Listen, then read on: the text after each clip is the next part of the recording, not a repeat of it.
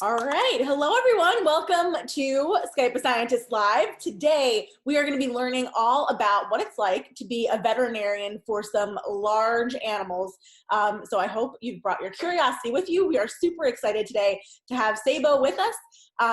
If you'd like to introduce, well, before we really get into the questions, I have one thing that I want to tell you all about. So right now, we at Skype a Scientist are in the middle of a pledge drive. It just started today.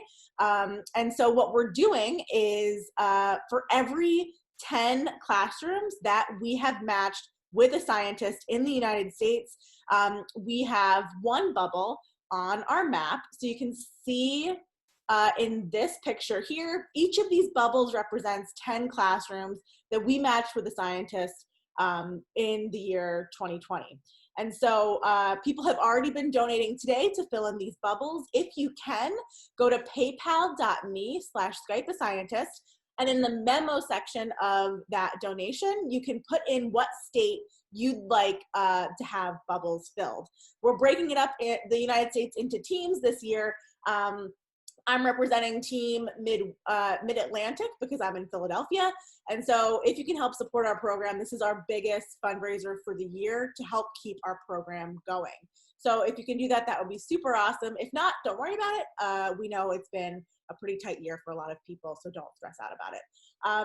But enough of that. I will stop this. And let's get into your animal questions. So Sabo, would you like to tell us who you are, what you do, and why you like it? Hi there, guys. So my name is Dr. Sabo, and We can't really hear you. Has something changed in your sound? let me see. Oh, that sounds much better already. Is that better? Yeah, that's All right. Great. So hi there, guys. My name is Dr. Sabo. I am a large animal veterinarian, and I practice mostly on cows and some horses. You're quiet again. I wonder if like you can move your computer, because when you were leaning in, it sounded really good. Is that better? That is better. Okay, we'll try that. That sounds great. Okay. For the third time, hello everyone. My name is Dr. Sabo. I am a large animal veterinarian in western portion of New York State. I mostly practice on cows, as you can see here, and also a little bit on horses, beef cows, sheep, goats, alpacas, llamas, pigs, all kinds of stuff. Pretty much anything that you can have on a farm or that lives in a larger type of population. So I went to college in a liberal arts school called Colgate University in New York, and then I went 4 years of veterinary school after that at Cornell University, also in New York State. Although I'm from Ohio originally, I'm sort of a New York transplant. I've been doing large animal medicine professionally for 5 years now, and I like to work on cows mostly. Cool. Do you have like headphones that have a little mic attached to them? I don't, unfortunately. I wonder, do you know where the mic on your computer is? I think it's in the front section here. That sounds good right now. So I think what you're unfortunately gonna have to do is, yeah, really get up and close with your computer. Perfect. I'll get up and close too, so you feel less weird about it. Okay, great. Thanks. Okay, great. Perfect. So yeah, I mostly work on cows. I spend most of my time driving from farm to farm where the cows live, and I work with the cows' owners, the dairymen, to help keep them healthy and productive. Awesome. So we already have, so basically your job is to make sure all of the animals, mostly at farms, are healthy. And when you say productive, do you mean productive in producing more cows, in producing milk, in producing beef? Like, what are we trying to produce here? Yeah, so I primarily work with dairy cows. Most common dairy cows look like this. They're black and white spotted. That breed is called a Holstein, although now the breed of Jersey, it's called, they're a little bit smaller brown cows. They're becoming more popular for dairy, meaning milk production. And so for the most part, the cows that I work with are used to make milk every day, but then they also need to become pregnant in order to make milk. So they also make baby cows too. I do work with probably a couple percentage points of my producers are beef producers, and so they just make baby cows, and at the end of that cow's lifetime, they become beef. So that's their product. Sometimes we'll work with chicken producers or hog producers, so pork and chicken. And then honeybees are also a production animal species, right? So we do sometimes work with honeybee producers or something like that. So that's a pretty wide variety of animal types that you have to be a vet for, like everything from a group of insects to a huge cow. Like, how did you prepare to be a vet for so many different types of animals? Absolutely, that's a great question. So any veterinarian, when they graduate from their 4 years of veterinary school after graduating from undergrad, so from college, any veterinarian, if they pass their examination, is qualified to practice on any species of animal. So any animal, insect, reptile that's not Homo sapien, that's not a human.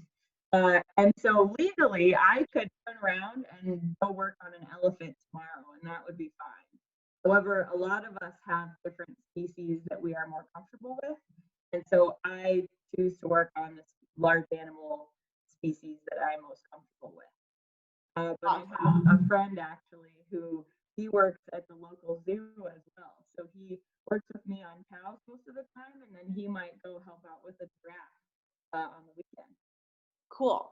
All right, so we're gonna get into some questions from the audience.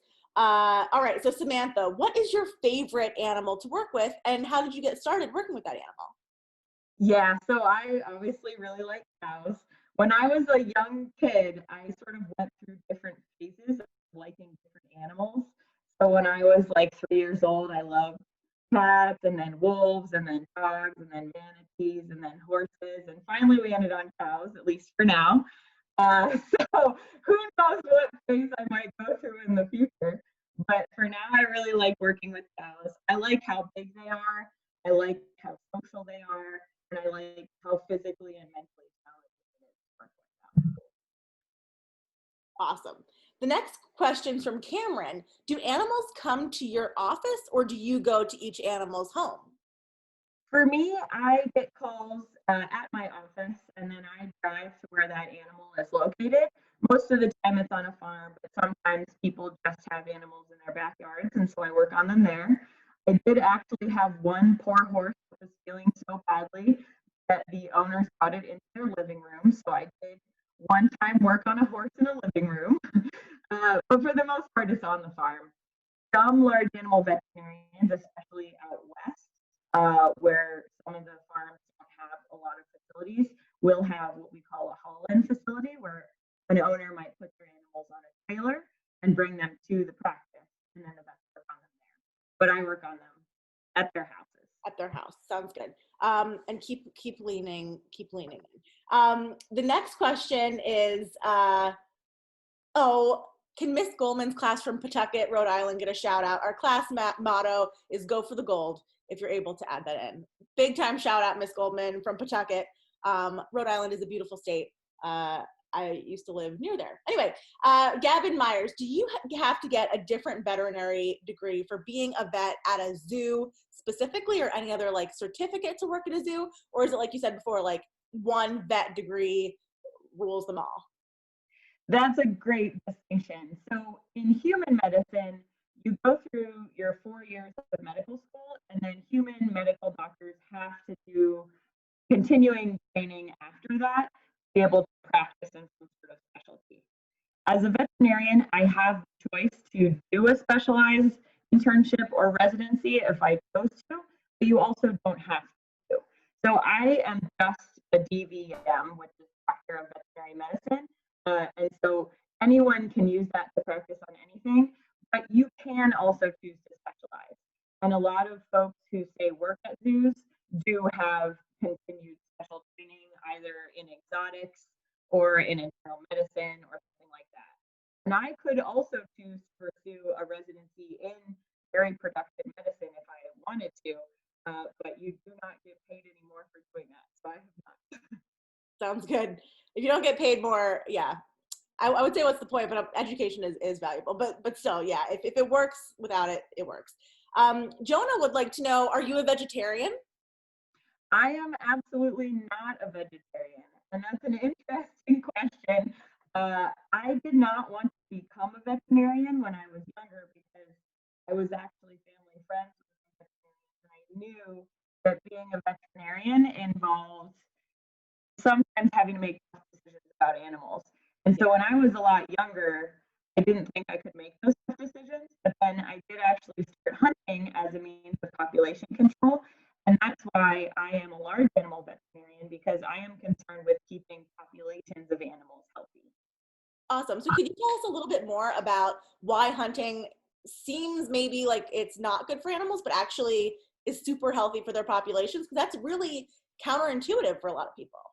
Absolutely. And for the most part, I'm speaking about deer hunting. And so deer as a species, white-tailed deer in particular, are what we call a boundary species. And so we think about deer as living in woods, but they actually live best on the edge of woods. So between where the woods meets, farm fields, people's backyards, suburbia, that sort of thing. And so with the way that we are expanding our human habitat, we are actually creating a massive amount of deer habitat, and we are increasing the number of deer through that habitat change, but we've also decreased the amount of predators that deer have. And so because of that, there are massive numbers of deer in a lot of places and not a lot of population control for those deer. So by hunting them, you can ensure that you can make the deer able to support the environment supports the deer that are there so that you don't have to over the winter. Awesome. So we're having a little bit of trouble hearing you, but I think what I just heard is basically if you hunt them, you keep them in a population that they can basically be healthy, they can find enough food, and that our expansion into more suburban areas and creating more human space is making more deer space because they like to live in those like boundaries. So what is it about a boundary that like is good for deer? Well, deer are really interesting. If you take infrared camera into most people's urban backyards that might border the woods or a wetland or even some cornfields or something, you can use that infrared camera and find that there are deer hanging out in the backyard during the day. So that's the deer's natural habitat is hanging out on the edge of the forest, not in the deep forest as much. Interesting. Greg would like to know, what is your bachelor's degree in? You can have a bachelor's degree in anything to become a veterinarian, but you do have to fulfill a number of prerequisite requirements, mostly in biology, chemistry, and mathematics. And so I majored in molecular biology and minored in environmental studies. Let's play around with like, do you know where on your computer your microphone is? Not really. Does that help? It already sounds great. Whatever you just did made it sound Okay, we'll try that. we're just going to keep playing with it throughout the session. Sorry, everybody, for our technical issues today. All right, the next question is from Emmy. Emmy is 6 years old. Do you have any pets? I do. I have 2 pets. I have a yellow lab named Aspen, and I have a cat named Bee. Although I would argue that the cat is actually Aspen's cat. They love each other a lot. Oh, that's cute. Savannah would like to know, what does your daily job look like? Can you like take us through a general day in your life? Absolutely. So I start out my day by hopping into my truck that lives at my house, which is very nice. And my truck is full of all sorts of supplies that I might need to help the animals on the farms. And I drive to the farms. For the most part in the morning, I have farms that I'm already scheduled to visit on a weekly or monthly basis. And then I go to those farms and I perform reproductive exams on those cows. And then in the time that's remaining, I will call into my practice and see if there are any sick calls of animals that need my attention or farms that are having issues that would like some extra help. Cool. The next question is from the Torah Academy. We've got 2 questions that are sort of related to each other. One, what do cows do when they get cold? And I know that cows live in some pretty hot places. I know in Pennsylvania in the summer it gets hot. What do cows do when they get hot and when they get cold? Yeah, so cows are very cool in that they process food in a big stomach compartment, and the cow's stomach has 4 parts to it, and the second part is called the rumen, and it's a big fermentation vat. And so fermentation is a chemical process where you can break down food that you wouldn't be able to break down just normally in like a human type stomach. And so cows can eat a lot of stuff that humans can't. And the reason I bring this up is because fermentation makes heat. And so cows actually have their own internal heaters. And so because of that, and because they're really big, they have a really big body mass to surface area ratio, which is a sort of concept in biology where animals that are larger tend to tolerate colder temperatures because they don't have as much body sticking out getting cold. The cow actually prefers cooler temperatures. So as long as a cow doesn't have direct wind on them, they do fine pretty much anywhere. We like to keep our barns at around 50 degrees if possible. So that brings up in the summertime, the cows get very hot and they also don't like humidity that well. So we will put in a ton of fans. We have sprinklers for the cows, and we try to keep the curtains on the side of the farm up so that there's not as much sun, coming in, because the cows also don't like flies.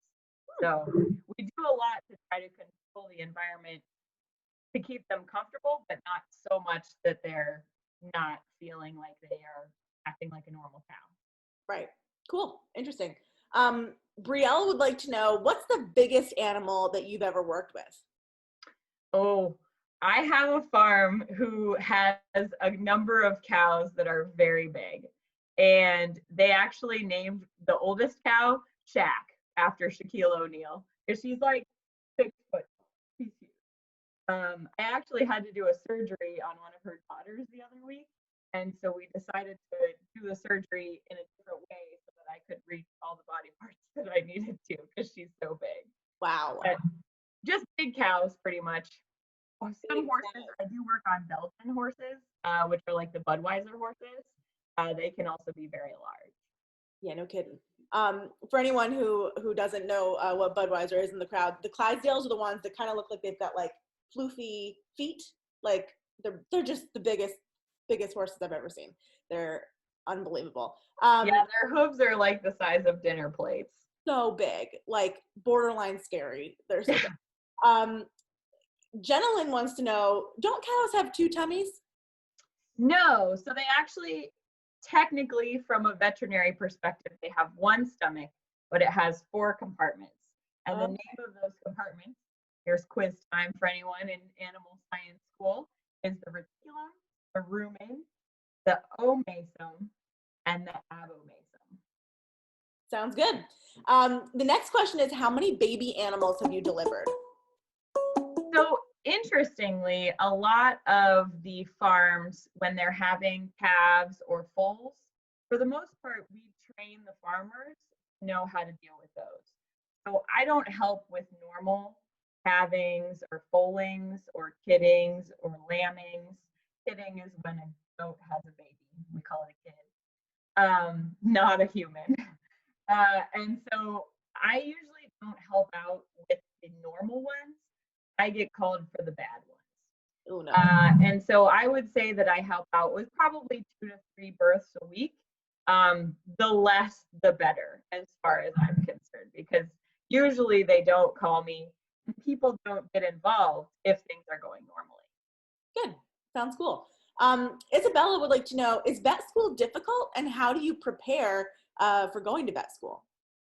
Yes, vet school is very difficult. Some people liken it to drinking out of a fire hose, in that you have to try to absorb massive amounts of information thrown at you all at one time. And how you prepare for it is doing a good job in college, really learning how you learn best. So I learned best by writing things down manually and by So building those study skills are massively important. And then the application process is also very difficult, so that weeds people out as well.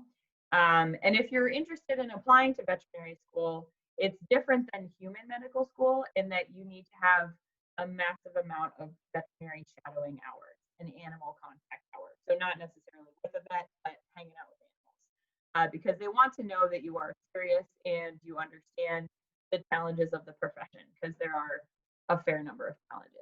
For sure. Awesome. Thank you. Mrs. Carrick students and a couple other groups as well want to know, how old were you when you realized that you wanted to be a vet? So I'm actually one of the weird ones. It took me a long time to figure out I wanted to be a vet. My granddad always thought I should be a vet, and I told him that my arm was too short, but I was wrong. My arm is not too short to be a vet. I knew that if I was going to be a vet, it would be a large animal vet, just because that's the sort of person that I am. So I did not decide to become a vet until I was in college. So I was about 20 years old. Sounds good. The next question we've got from a couple different people. What is your favorite part about your job and your least favorite part about your job?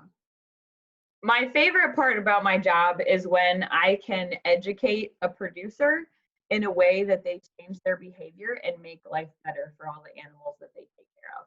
I really like teaching people the newest science and helping them make things better for their animals, so that their animals don't get sick at all and I never have to look at them. That's great. One of the more challenging parts about my job is when I do that teaching and people don't listen to me. Yeah, that's frustrating. Yeah. As a science communicator, I really feel your pain. Yes. Yeah, and also everybody dealing with COVID right now, like we know what we're supposed to be doing, but how many of us are doing it? It's tough. Yep. Cool. All right. So, what is the smallest animal you've ever worked with? Oh man, I don't work with many small animals, luckily for me. However, a normal small animal doctor or an exotics doctor, especially, will sometimes treat really tiny creatures. I do sometimes help out with some barn cats that might have been born, barn kittens that might have been born on a farm. I might try to help with them. But usually, my smallest client animal would be a goat kid or a lamb, and those are this big. Oh my God. Little pygmy ones, yeah. So cute. One time, I was having a party at my house in grad school, and my friend's parents have a goat farm, and she brought a baby goat to the party, and it was the cutest. I couldn't believe how cute a baby goat was. It overwhelmed me. It was so cute. They're very cute, but they have big attitudes. I bet they do. Yeah.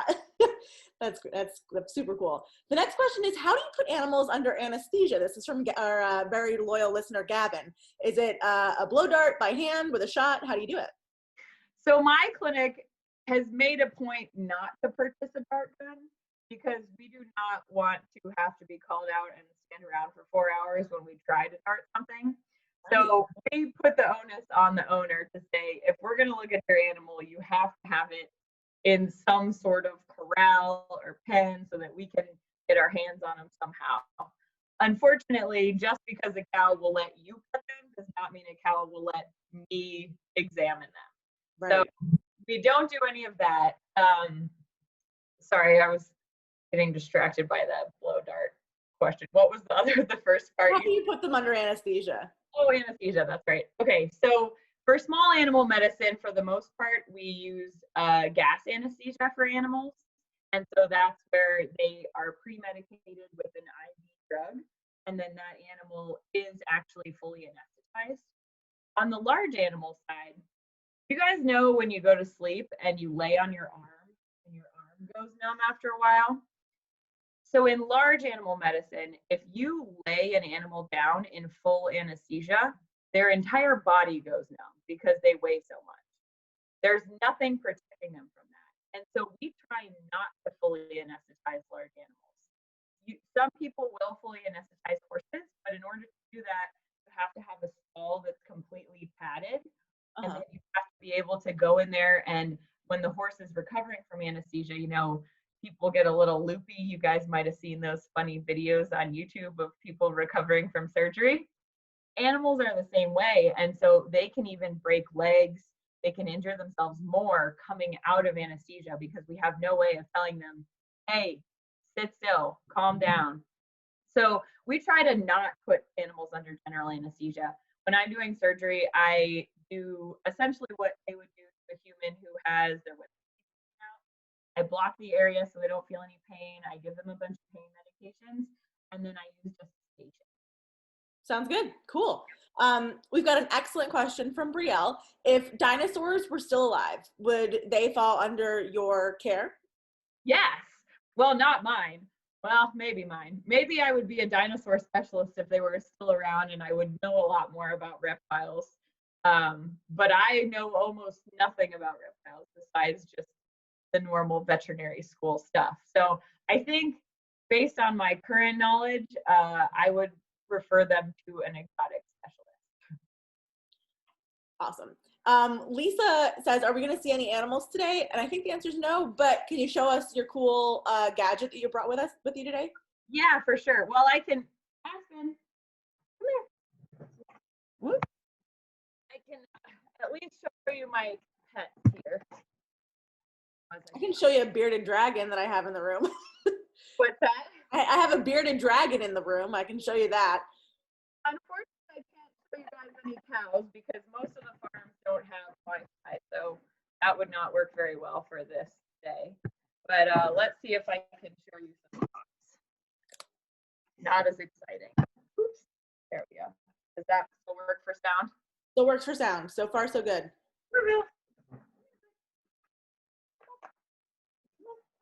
Okay. This is actually my boyfriend's dog, and he is a medical mystery. He has not one, but 2 autoimmune diseases. Oh, poor guy. Notice, you see how his head looks like a skeleton? Yeah. So he actually has a disease where his immune system attacks the muscles on his head. And Only the muscles on his head it attacks. yes, just the muscles of mastication, so just the muscles that they use to chew. So he unfortunately is on a lot of medications, but he still gets around just fine. Yep. Well, that's So good. this is a dog. Okay. Come here. Aspen, come here. Your dogs are very well behaved. They're like doing exactly what you. This is Aspen. She's my dog. So there you go. You guys got some animal content for the day. Great. Okay. A couple rapid fire questions before you do the ultrasound show. How long do cows live? So if you let a cow go and just let it fend for itself, it would probably live on average maybe 5 to 10 years. Okay. We tend to limit the life of a cow because if you remember, cows make milk to start, and they also make calves if it's a female. Sometimes the males help. We keep a few males around to help with that, not many. And then at the end of their life, they also become another product, beef. Mm-hmm. And so we tend to limit the life of cows because we want to make good milk products, good calf products, and also healthy beef products. And older cows tend to not be as delicious as a beef product. Fair enough. The average life of a dairy cow is around 5 years. A beef cow is a little bit longer because you can only have 1 calf a year. Right. Cool. How long does it take to milk a cow? So we shoot from the time the cow walks into the parlor, which is the area where they have all the equipment to milk them, to the time they leave. We shoot for about 8 minutes. 8 minutes? That's so short. Yeah, and that includes the amount of time that it takes to clean the udder and to stimulate the cow, because we want that cow to let on their milk appropriately. And so they have to be cleaned, and that cleaning you want good contact time, so that's about a minute. And you also want the teeth to be stimulated appropriately, so that takes about a minute as well. So, and then you have to put the machine on them. So usually the machine is only on for a handful of minutes. Wow, that's wild. Okay, Yeah. Let's see your ultrasound machine. Okay, yeah. So I think I mentioned to you guys that I spend a lot of my time doing reproductive exams on cows. And so the way that I do that is that the uterus of a cow lives right below their rectum. And so the best way to get a good view of that uterus is to put my arm in their butt. So I'm having a little bit of issue hearing you. I can make out what you're saying, but it's a little bit tough. okay, I'll try to lean forward again. Okay. So I use a big long glove and I glue them up here that I put on my arm. Uh-huh. I put this glove on my arm all the way up to my shoulder, and I use my left hand so that I can still write things with my right hand. I put this glove on, and then I put on a portable ultrasound machine, which looks like this. So I have these goggles that I wear, and then these goggles attach to this machine here that I just wear on my back in a little backpack. And then I stick this probe, which looks very much like an ultrasound probe that you would see at the doctor. And it shoots ultrasound, so ultrasonic sound waves out the bottom. And then depending on what those waves hit, it bounces back an image that I can see up here above my head. Cool. And so when the ultrasound waves get sent out, they bounce back if they hit something really dense, like bone. They don't bounce back if they just keep going through fluid. And so when the waves come back, that looks white. And if they don't come back, that looks black. So I see sort of black and white TV up here. And I can show you guys some pictures of what I'm looking at most of the time when I'm doing reproductive exams. So I'll go ahead and share my screen here.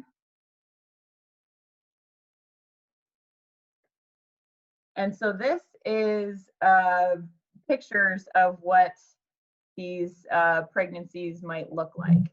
So here is a 25-day pregnancy, which is about as teeny tiny as you're going to be able to see. And then it moves over to a 30-day pregnancy and then a 35-day pregnancy over here. So I, for the most part, diagnose pregnancies around day 28 up to about day 45, which would be somewhere around here. And then I can also do a gender check on those calves, so I can tell the producer if that calf is going to be a male or a female. And I also let them know if they're a healthy calf or not.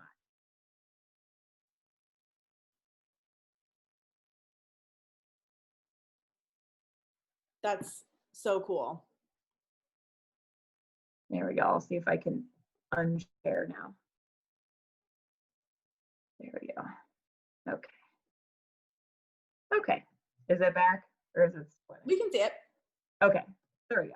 So yeah, that's what I spend most of my time doing on my normal herd. That's awesome. That's super cool. All right. So you've said, is your favorite, okay, you said that your favorite animal to work on is a cow. Are cows your favorite animal of all animals in the whole world? Right now, I think so. I am getting very curious about hedgehogs recently, so I might learn about those just for fun in my spare time. But yeah, I really like cows. I also like mustelids, so I really like weasels and pine martens and, you know, that sort of thing. I think they're pretty cool. They're cool. Here's a question from Gavin again. Is it true that cows can sense the rain? Yeah. So if you see a group of cows out on pasture, you'll notice that they do change orientation. And a lot of times, you know, before a storm, they might group together somewhat and they all tend to have their butt facing into the wind. Because, you know, you would rather have the wind at your back than blowing into your face. Yeah. That has a lot to do with barometric pressure, but we're not really sure. Sounds good. What is the feistiest animal that you've ever worked with? Oh man. I'm trying to think here. There are certain breeds of cows that are more or less tame. And so I would say the feistier the animal, the less domesticated or tame they are. So most cows are not trained per se. they do know their schedule of going to the parlor and getting fed and drinking water and laying down and hanging out with their cow friends.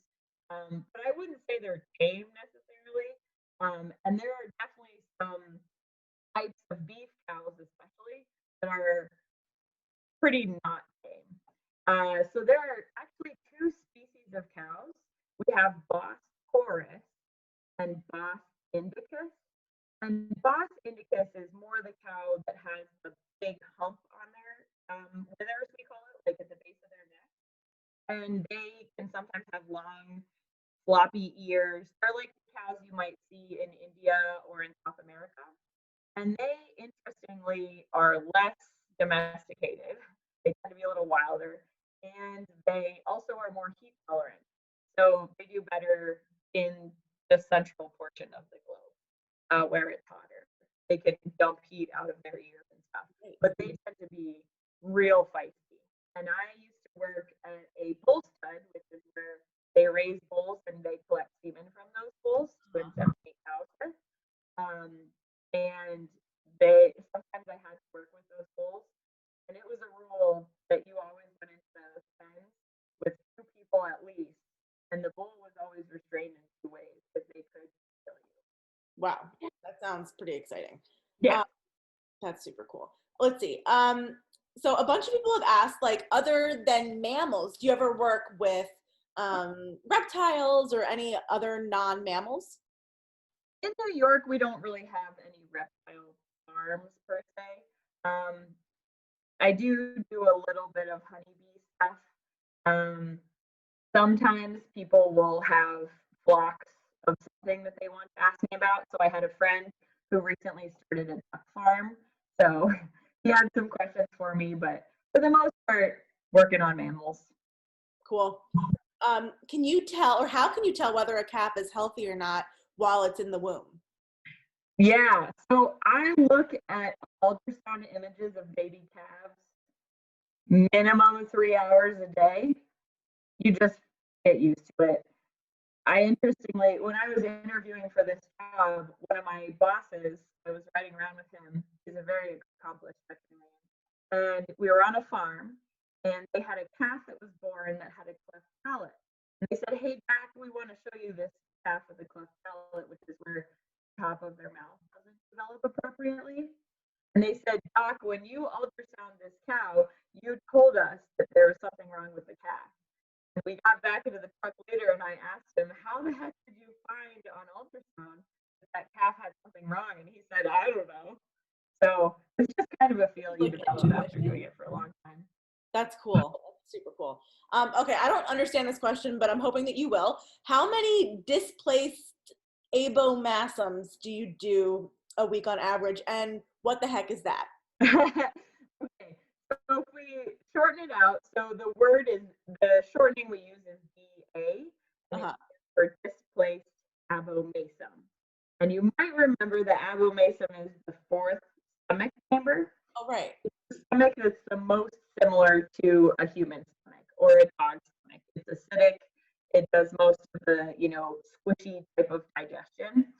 And cows, especially dairy cows, for some reason, we haven't quite figured it out, but when they stop eating, their stomach will flip from one side of their body to the other and fill with gas. Sometimes it stays where it is and it just twists on itself. And so we call that displaced, so not in the correct place, and then abomasum, the name of the stomach. Yeah. And so how many surgeries I do really depends on the economic environment that the dairy is in. So whether or not it's worth it for that dairy to do the surgery on that cow or to ship that cow down the road and become her next future, which is a beef product. And it also depends on the day of the week it is, that sort of thing. Right. I would say right now I'm doing probably between 3 to 8 a week. Wow, that's a lot. Yeah, it's fun. Wow. Okay. The next question is, are cows born in one season typically, or are they born all year? So a lot of species do have a season where they're born, and that season has a lot to do with whether or not the animal becomes fertile at a certain time of the year. And so cows are not technically having a season and that they don't stop being fertile through the whole year. So horses, for instance, they usually only come into heat starting in the spring and then spring, summer, and early fall. Cows can come into heat all year round, which means they can get bred all year round. But because of the fact that cows don't like heat that much, at least around here, we do see a bit of a decrease in fertility in those cows in the summer months because they just don't want to get. They're not happy, generally speaking. Yeah. Yeah. Do cows eat anything other than grass? Absolutely. So cows are really an impressive species in that they can get nutrients from a lot of things that humans can't.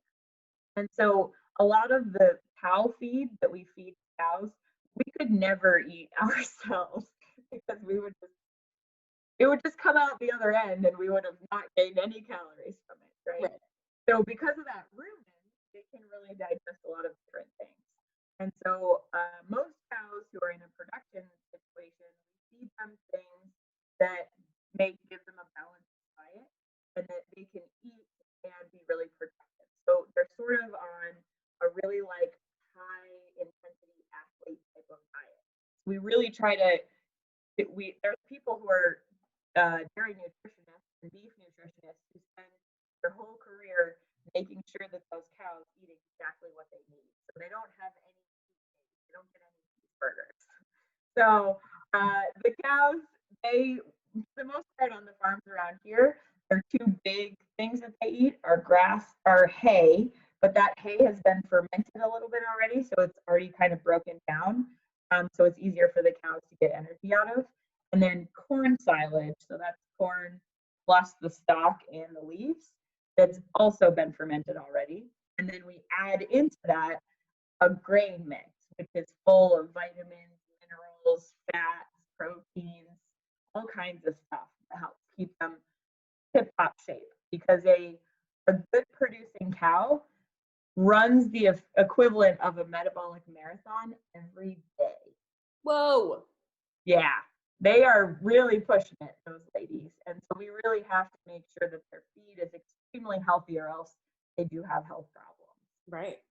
All right. Well, we try to keep these sessions to be about 45 minutes, and we like to ask everybody the same two questions before we wrap up. The first question is, if you had everyone in the whole world's attention for a moment and you could tell them one thing about cows, what would that be? Oh man, about cows. I think I would probably tell them more about dairy farmers than about cows. And the thing that I would tell them about dairy farmers is that they are the hardest working group of individuals that I've ever worked with. And that's why I decided to be a dairy veterinarian, because I wanted to help out this group of people who works extremely hard to make a really high quality food product. Awesome. And the second question is, you still have everybody's attention in the whole world, and you can tell them one thing about literally anything. It can be as big picture or silly as you'd like. I think I would tell them that the scientific method is difficult to understand and not to just read science headlines and take those conclusions, but to really understand how the study was designed. Is it actually answering the question it says it's answering? Science is a really powerful tool, but it can be used and misused in a lot of ways. And you can collect a data set and you can make that data tell you whatever you want if you are not a scientist who is correctly using the scientific method. So I think if I could force everyone to take one class, it would be a class on the scientific method and understanding that there's no such thing as proving anything right. We can only prove things wrong. That sounds great. Thank you so much. All right, everybody. Oh, one more thing. Do you have anything you'd like to plug, and where can we find you, like on social media or any other places? Oh man. So I don't have that awesome of a social media presence, but I think that if you're interested in dairy medicine, that sort of thing, there is a veterinarian who does a great job of being a good advocate. Her name is Marissa Hake, Hake. And she calls herself, I think, the Dairy Calf Vet or something like that. If you're interested about the life of dairy cows and what it's like to be a dairy farmer, there's a dairy farmer who has a blog called Dairy Perry, Carrie. And then if you're in Western New York and you need a veterinarian, a large animal veterinarian, I work for Perry Veterinary Clinic. So you can feel free to give us a call. And we, take care of large animals. We also have a small animal clinic as well. Yeah, so those are where you can look things up. I think if you're interested in beef cow topics, oh shoot, I'm gonna forget the guy's name now. There's a number of vets out there that are pretty interesting on social media. There's also a guy in the UK that's called the Hoof GP, and so he's a cow foot trimmer who has a cool YouTube series that talks about trimming feet on cows and why we do that and that sort of thing. So he's sort of like the nail salon for the cows. That's awesome. Well, thank you so much for taking the time to be with us today and answer all of our questions. We had a ton of questions come in today, so if we didn't get to your question, I'm sorry. We really tried to get to all of them.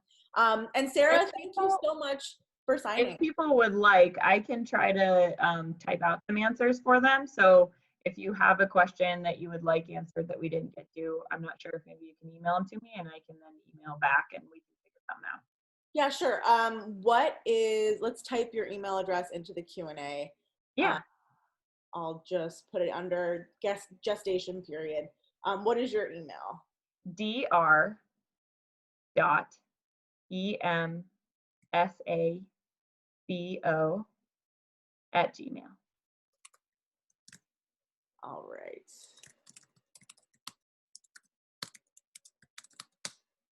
Great. Well, thank you so much again for taking the time to be with us today. And Sarah, thank you so much for signing for us today. We really appreciate the time you took to be with us. And everybody else, we will see you next time.